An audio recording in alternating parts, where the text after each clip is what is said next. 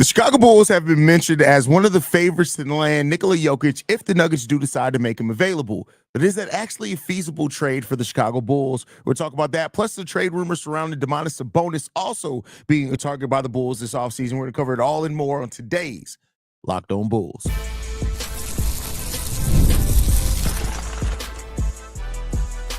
You are Locked On Bulls, your daily Chicago Bulls podcast. Part of the Locked On Podcast Network, your team every day.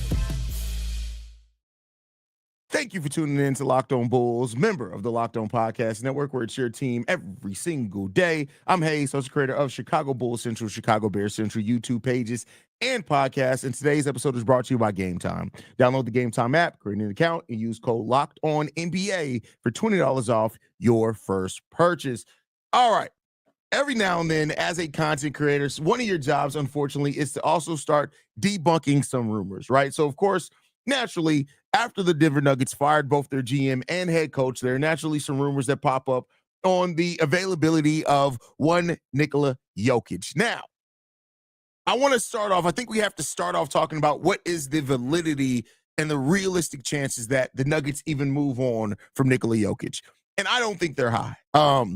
Maybe something could change and I could be wrong, but I get it that we've seen Luka Doncic traded, right? And I think that the Luka Doncic trade has made people believe and start thinking, well, you can never say never. Luka Doncic was traded. And it's like, okay, let's look at the situation in which Luka was traded. He had a GM that was, to be quite frank, an idiot.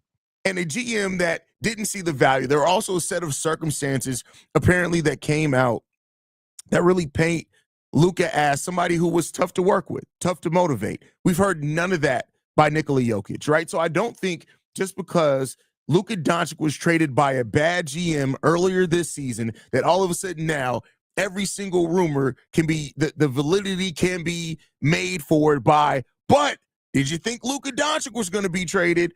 Because I just think that's a very particular circumstance that not every GM is going to be stupid enough to trade a generational player while they're in their prime. From everything that we've heard from the Denver Nuggets, Jokic is not a problem to work with. Even when talked about and consulted on the firing of Mike Malone, he had the mindset of, all right, if it's business, it's business, right? He didn't necessarily tell them not to fire him. He didn't call for his firing.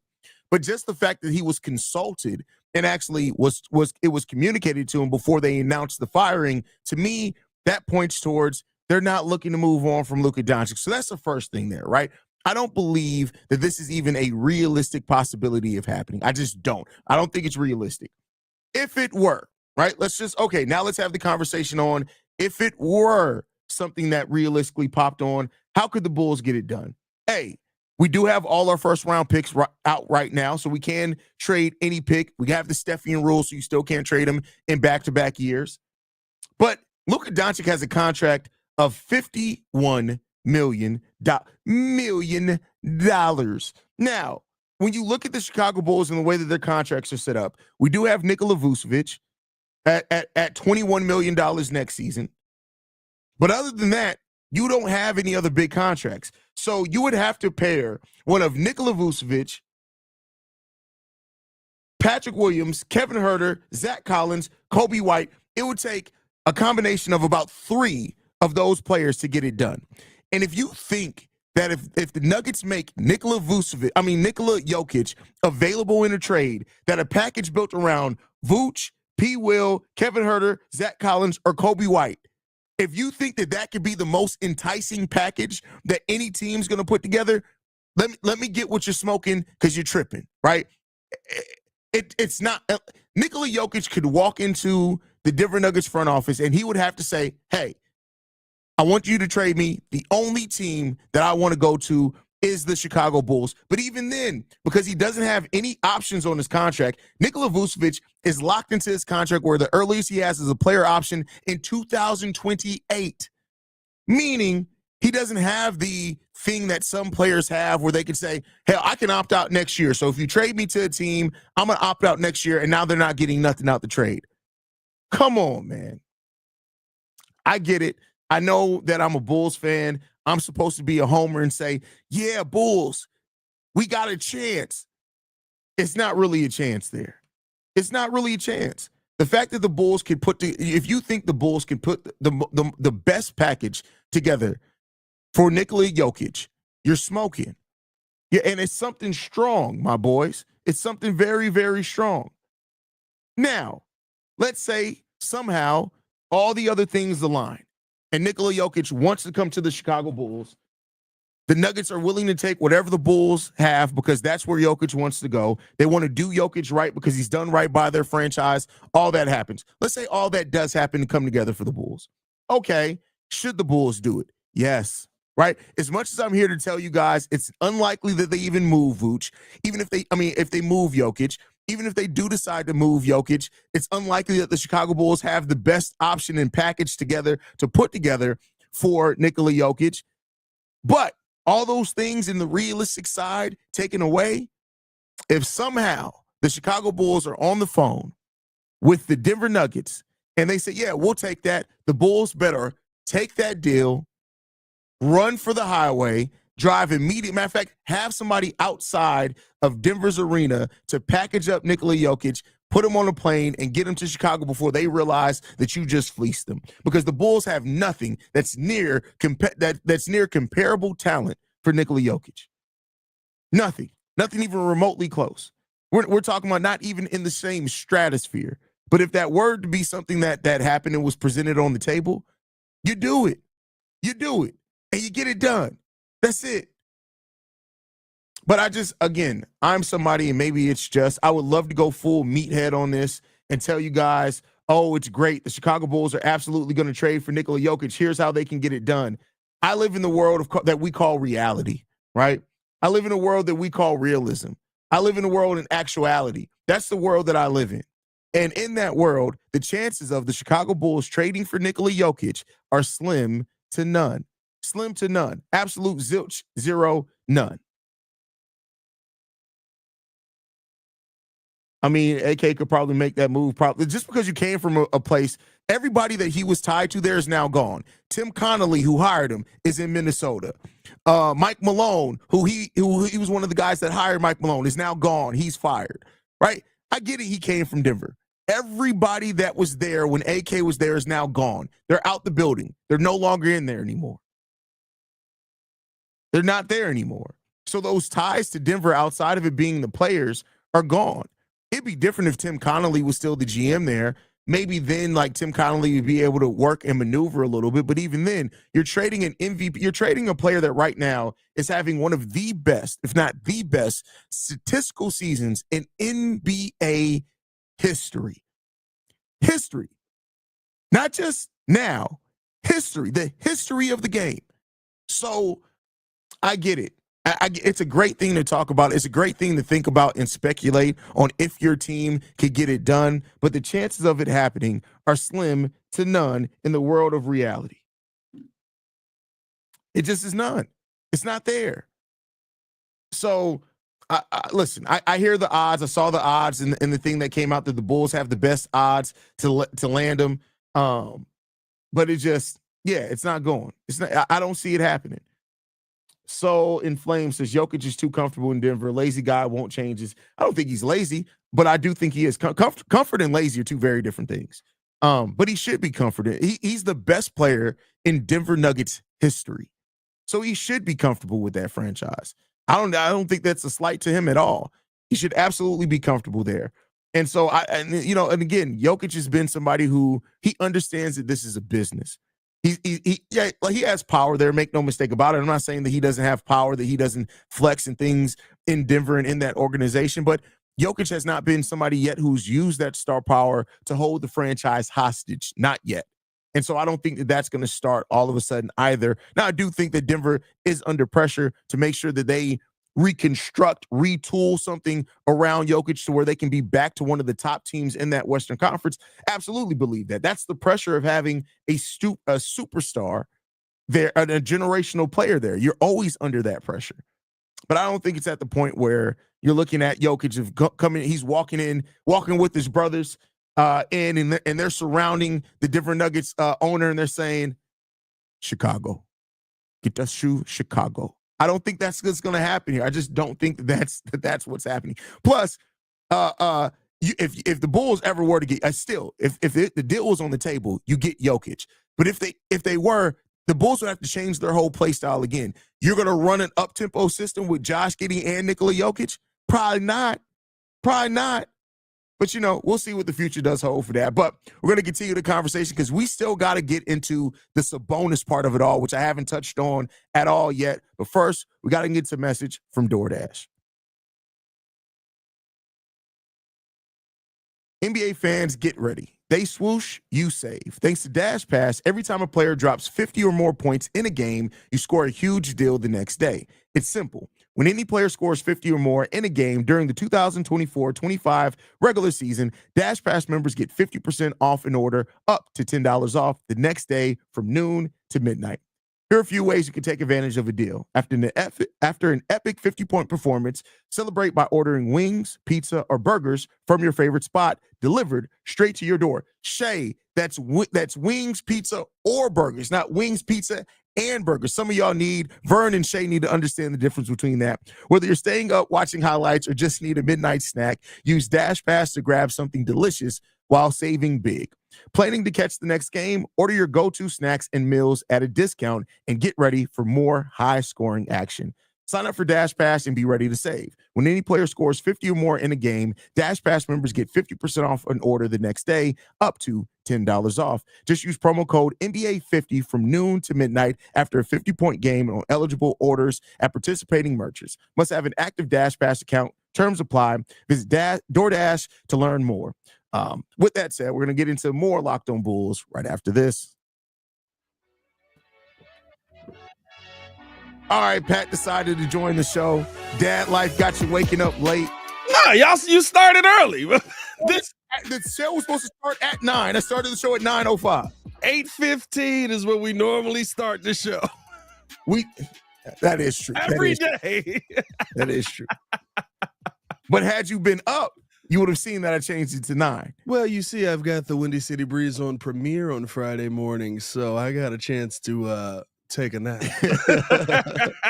By the way, you know what I loved about that? When I was watching it and people were in there, the moment that you was like, oh yeah, it's Thursday, but this is going out Friday, everybody's like, you mean this isn't live? Like, calm down, bro. Calm down. Chill out. So, Pat, I had already talked about the Nikola Jokic. We'll run it back because I want you to get an opportunity to talk about it. The Bulls, of course, were listed as the odds favorite to land Nikola Jokic. It's going to be very hard to get it done, even if Jokic wanted to come here to Chicago, but we don't know if the Denver Nuggets are actually looking to move Jokic. What are your thoughts? I mean, the Jokic conversation, if there is a trade, I do think the Bulls would be a favorite team. I think that you have to give up quite a bit, and most people aren't going to be happy with what you're giving up for a 29-year-old superstar who's in the prime of his NBA career. And is probably the best center of this generation, but it's neither here nor there. I mean, the conversation you're having in my mind is you would probably be moving Josh Giddey at the height of him being Josh Giddey. There's probably either a Kobe or modest move in there. You're also probably sending some draft capital and more than likely trying to make the money work with whoever else is there, because I believe $51 million coming for Jokic this coming season. Or just sign Giddey straight out. But the tough part, I think, with all of that would be, one, are the Nuggets going to even want to trade Jokic? And two, is it worth it for you to trade for Nikola Jokic, which I think it always is? Go get a superstar. You don't have one with any of the pieces I just named on this team. Is it worth it for you to trade for Nikola Jokic and maybe not have the team in place that you currently see to win with him? Now, if you go get Jokic, you figure it out from Jokic. And if you're going to make that trade, that's what I would like to see the Bulls do, but it's going to cost a lot. He's one of the greatest centers of all time, and you're trying to trade for him. Yeah.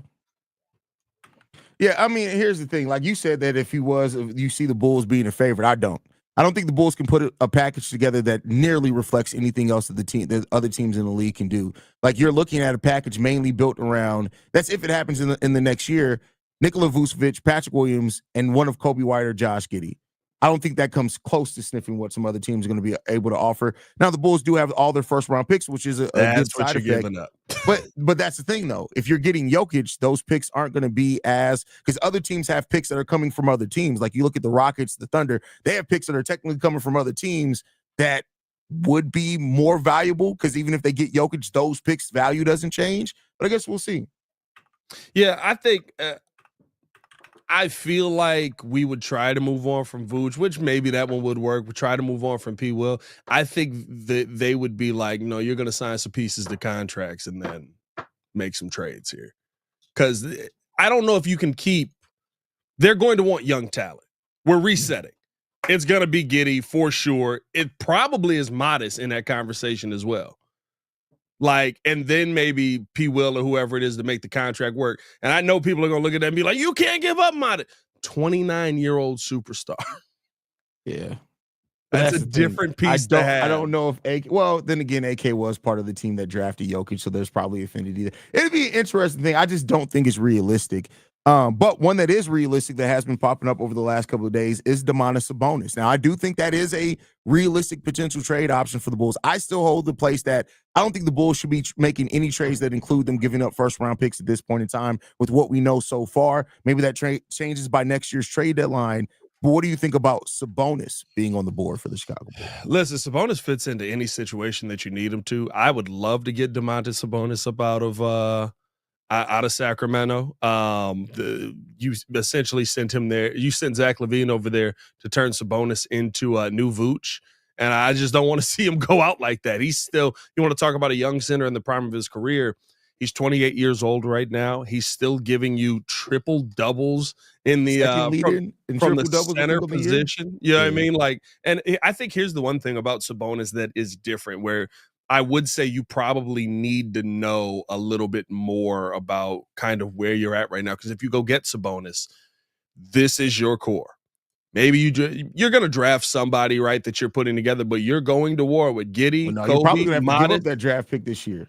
Well, I'm just saying you're going to draft people to add to the team eventually, but this year's pick is gone for sure. But you're not looking to add pieces in the draft to be a game-changing piece. And it goes back to the question that we had the other day. Is Josh Giddey becoming the star and/or superstar that the team needs? If you feel like that, and I'm sure we know AK is going to overlove everything Giddey is doing, Sabonis makes sense because Sabonis isn't a superstar, but he's a heck of a complimentary piece at a star-level talent. Mm-hmm. If he's just kind of a guy that's really good at basketball but doesn't really get you over the hump, Sabonis doesn't make a ton of sense because Sabonis isn't going to get you over the hump either. Allen, he doesn't turn 29 into next month. So you're wrong there. Yeah, he's 28 going on 28. Yeah, he turns 29 on May 3rd. So by the time he gets to the playoffs next year, he'll be 30. Yeah. Apparently, Allen's coming from the future. I've been watching Sabonis on the Bulls for 2 years already. You guys are late to the party here. He's already won the MVP. No, but shout out Allen, man. Yeah, I mean, the thing with Sabonis would be, here's the thing. Sabonis is a more realistic option. And I do think that and there's a lot of ifs here, if the Bulls' focus is getting a center and they go through this draft and wherever their pick is, they're not in love. Because at the point where the Bulls are picking now, you're probably looking at Danny Wolf, Ace Newell's been falling in some drafts too. No, but if he looks at that and says that I feel there's more value in adding Sabonis, who we already know what and who he is, to this Bulls team so that we can actually compete in the playoffs, I could possibly see it happen. Like, my personal thing is, don't skip the process. I don't want to see them skip steps again because I think that's where they went wrong before. But I can't deny and say that it's not realistic that Sabonis could be an option here in this offseason for the Bulls. Yeah, listen, I mean, I think that there is, right? I don't know if I'd call that skipping steps. I would call that a belief in the process that you've already built. Right, because you're re-signing Josh Giddey in a Sabonis trade, right? Like you're trading for Sabonis, you're re-signing Josh Giddey, you're probably keeping Kobe White on this team. That is your three, and you believe that Modest Buzelis can turn into that next level piece. Now, where it may get tough is, how does Modest fit in there? But we have seen, and I don't want people to think, kind of the old. The Zach LaVine era of the Bulls, where there's not enough basketball to go around for everybody to get. Like, the Bulls have had 4 20-point scorers multiple times over this stretch through the whether it was second half Kevin of the Huerter season. and Trey Jones, Yeah, Vooch, Kobe, Giddey. Like we've had several games where there have been like 2 or 3 or 4 players scoring 20 points or close to it. And you would be adding a great passing big, which Vooch is a solid passing big, but he's a great passing big to a great passing point guard who, oh my God, like that would be ridiculous. We gotta, because people like, oh my God, people say Giannis wants to, like, we're gonna talk about it. Get into your ad break because we need to bust some narratives here for a second. All right, before we I'm about to bust. Go ahead, keep it going. Before we bust some narratives, apparently we got to tell you guys all about. I don't even know which ad read this is anymore. Is this game time? Yeah, game time. Game time. I mean, Jesus. There's nothing like the energy of a live game, whether it's catching a last-minute MLB shakedown or soaking in excitement of an NBA matchup, but finding great seats at a great price. That used to be a challenge until I found Game Time. Game Time makes scoring last-minute tickets easier than ever before. Prices actually drop the closer the event gets, and with their all-in pricing, you see the total cost up front, no surprises at checkout. And here's why I love Game Time. You're saving 60% off buying last minute of tickets for sports, concerts, comedy, theater, and more. You can grab last minute seats for the Chicago Bulls game. Chicago White Sox game always has last minute seats. Legitimately, if you buy enough tickets, Hayes, you just get to play third base. And you can save big with their zone deals. With seat views before you buy, there's no surprise fees and the lowest price guaranteed. You can book with total confidence. Their lowest price guarantees means I never worry about overpaying. So take the guesswork out of buying tickets with Game Time. Download the Game Time app, create an account, and use the code LOCKEDONNBA for $20 off your first purchase. Terms apply. Again, that's code LOCKEDONNBA for $20 off. Download Game Time today. Last minute tickets, lowest prices guaranteed. More Locked On Bulls coming up next.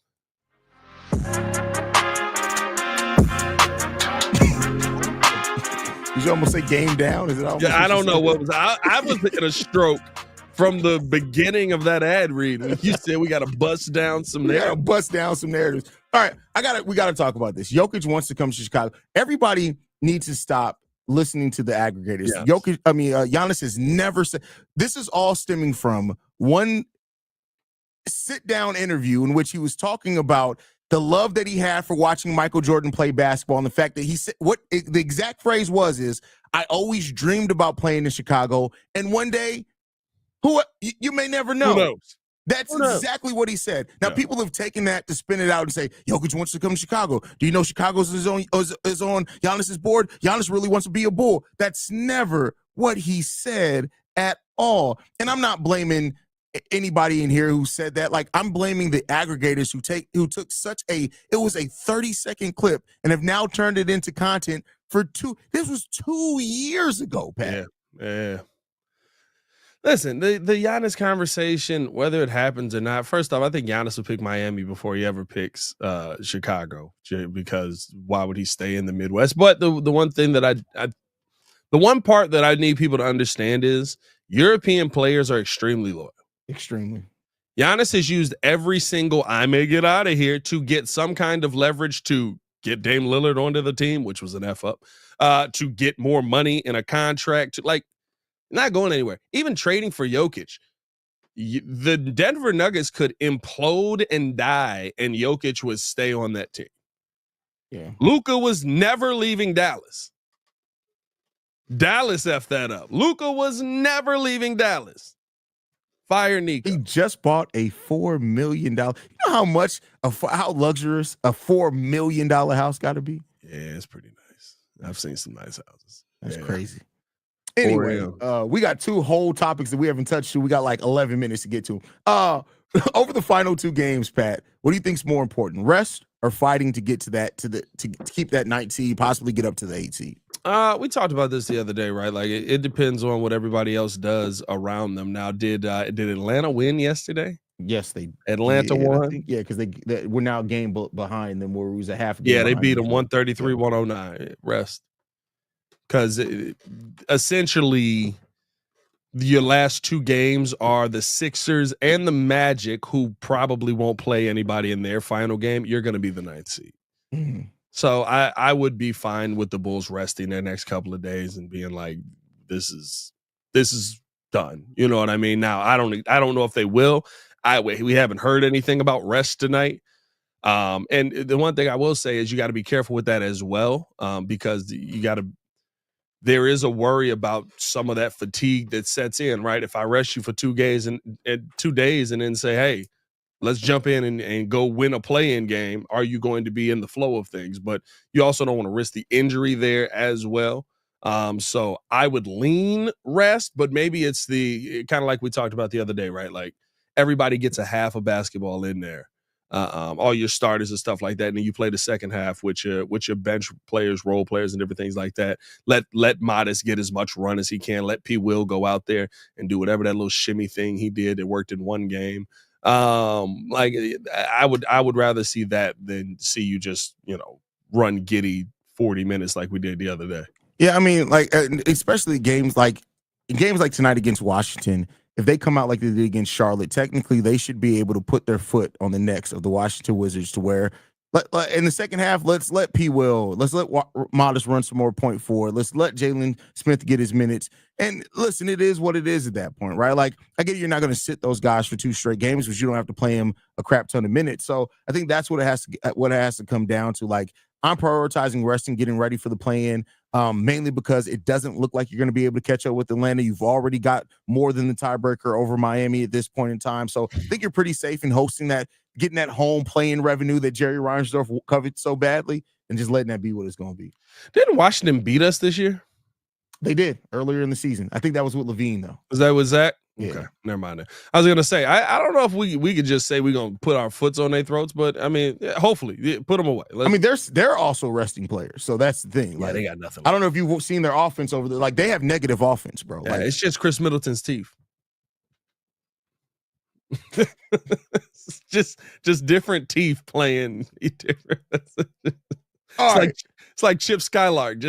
That's crazy. That's Shiny crazy. teeth. Could you imagine the dental bill if you had Chris Middleton and Denzel Valentine on the same team? Man, could you imagine a Buddy Hield walking into the office? And Buddy Hield. Oh God, bro. They'd have to just have a dentist on staff at that point. Can we put you on retainer? Put on your retainer. Put on your retainer. Well, that's the problem. Buddy Hield had to have a vibranium enforced retainer to hold them mugs in.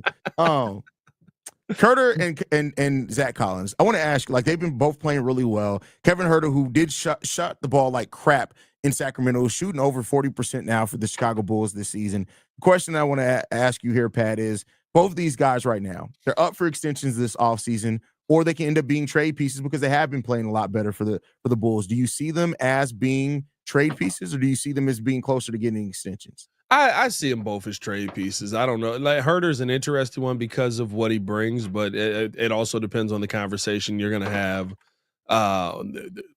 in the offseason for going out and acquiring a big name piece, right? I said that I think the Bulls would be a lot more aggressive this offseason because they believe in what Giddey is. And listen, you show AK 10 games of production, and he's going to believe in you to the nth degree. We may give him $51 million just because.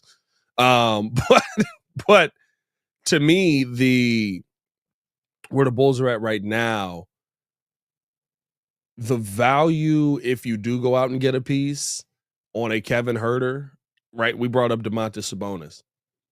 If you're going to make a trade, that's a perfect name to throw in there. If I'm the Kings, I want the shooter.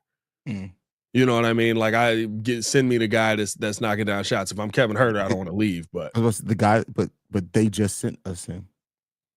They sent us. That's true, actually. I guess you they don't want that part into it, right? They don't want that guy. Yeah. But Zach Collins, I think, would be perfect there. To me, I think the trade scenario is, Kevin Huerter to me makes a lot of the money work with his contract. Zach Collins makes a lot of the money work with his contract.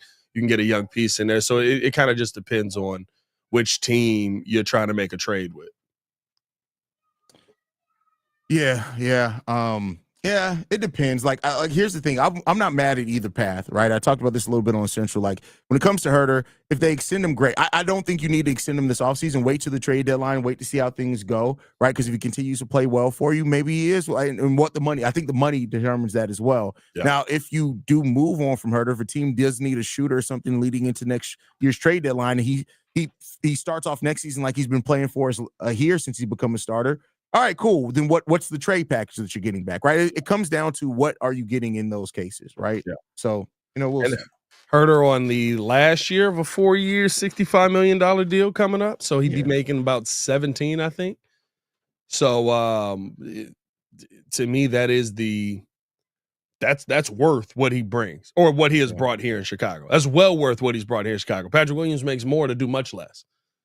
So I do think that it's not a bad contract spot that you're in with Kevin Huerter. I think Zach Collins is probably the one where it's like, nah, I will say this is tough. And Billy said this, and you can see it when Zach Collins does play. The physicality that he brings, no other big on this team brings. He brings, we don't have that by any other big. Vooch isn't physical. Jalen Smith's more, even when he's in rhythm, he's more finesse than it is physical. So you do need that. Like, I think it determines by that, like, what center, if we do draft a center, what center do we draft? Because if you get one that's kind of more physical, then great, right? You have that kind of short up there. That's a big part in all this when it comes to Huerter. Yeah. But I think Vooch is probably going to be shocked. I don't know if you're successful in moving him anymore. He's been playing a lot better here recently. It's like somebody told him, hey, Vooch, if you don't want to still be here with the young kids and you're not the chaperone on the bus, you probably need to play a little bit better to finish the season. Might want to ball out there, Vooch. Yeah, Vooch has turned into Kareem on the Lakers at the end of his career where he was just like, why am I here? Yeah. It's like, I don't know either, but let's try and win something. Let's try to do something. Any last thoughts, Pat, before we get up out of here, man? Nah, man. Appreciate y'all for tuning in and showing love as always, man. Hit that like button, subscribe to the page, leave a 5-star review on the podcast side, and make sure that you guys are signing up for that newsletter so that me and Hayes can get some new equipment out here. Make this thing look nice. There you go, man. Make sure you guys are following us at Locked On Bulls. You can send us any feedback, questions, comments, concerns. LockedOnBulls@gmail.com. Locked On Bulls is free and available on every podcasting app and platform of your choice, as well as YouTube, the Odyssey app, Amazon Fire TV, Roku TV. Basically, anywhere you want to find us, we're available there. We'll see you guys after the game. I'm telling y'all right now, if it's a boring game, you won't see us after the game tonight. I'm just letting you know right now. If it's a boring game, you won't. If it's a fun game, you will. I didn't say win or lose. I just said if it's fun or if it's a boring game. We'll see. We'll see how fun a game it is. Love you guys, man. Go Bulls, y'all. Peace.